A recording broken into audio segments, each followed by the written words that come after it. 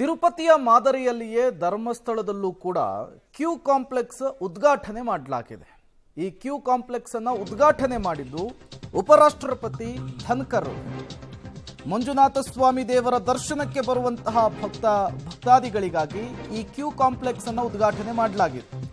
ಇದು ಕೇವಲ ಕಟ್ಟಡ ಮಾತ್ರ ಅಲ್ಲ, ವೈದ್ಯಕೀಯ ಸೇರಿದಂತೆ ಎಲ್ಲ ಸೌಲಭ್ಯಗಳಿರುವಂತಹ ಒಂದು ಕೇಂದ್ರ. ಎಲ್ಲ ಜನರಿಗೆ ಒಂದೇ ಕಡೆ ನಿಲ್ಲುವಂತಹ ವ್ಯವಸ್ಥೆಯನ್ನು ಇಲ್ಲಿ ಮಾಡಿಕೊಡಲಾಗಿದೆ. ಇದು ಸಮಾನತೆಯನ್ನು ತೋರಿಸುತ್ತೆ ಅಂತ ಹೇಳಿ ಉಪರಾಷ್ಟ್ರಪತಿಗಳು ಹೇಳಿರುವಂಥದ್ದು. ಧಾರ್ಮಿಕ ಸಂಸ್ಥೆಗಳೇ ಈ ದೇಶದ ಗ್ರಾಮೀಣ ಪ್ರದೇಶದ ಶಕ್ತಿ ಅಂತ ಕೂಡ ಬಣ್ಣಿಸಿದ್ದಾರೆ. ಶಿಕ್ಷಣವೇ ದೇಶದಲ್ಲಿ ಸಮಾನತೆ ತರುವಂತಹ ಮುಖ್ಯ ಸಾಧನ ಅಂತ ಕೂಡ ಕಾರ್ಯಕ್ರಮವನ್ನು ಉದ್ದೇಶಿಸಿ ಉಪರಾಷ್ಟ್ರಪತಿಗಳು ಮಾತನಾಡಿದ್ದಾರೆ.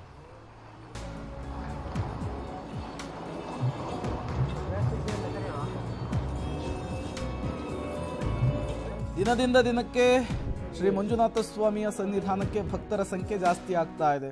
ಈ ಹಬ್ಬ ಹರಿದಿನಗಳ ಸಂದರ್ಭದಲ್ಲಿ, ವಿಶೇಷ ದಿನದ ಸಂದರ್ಭದಲ್ಲಿ ಕ್ಯೂ ನಿಲ್ಲುವಂಥದ್ದನ್ನು ಕೂಡ ನಾವು ನೋಡ್ತಾ ಇರ್ತೀವಿ.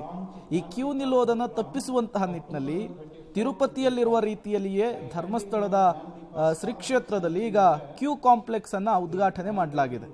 ಈ ಉದ್ಘಾಟನಾ ಕಾರ್ಯಕ್ರಮದ ಮುಖ್ಯ ಅತಿಥಿಯಾಗಿದ್ದು ದೇಶದ ಉಪರಾಷ್ಟ್ರಪತಿಗಳು ಧನ್ಕರ್ ಅವರು.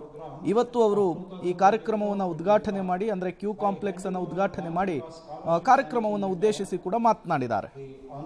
Wise president of India Shri Jagdeep Dhankhar ji to launch Jnanadeepa program of 2024-25 by handing over Gnanadeepa scholarship sanction letter.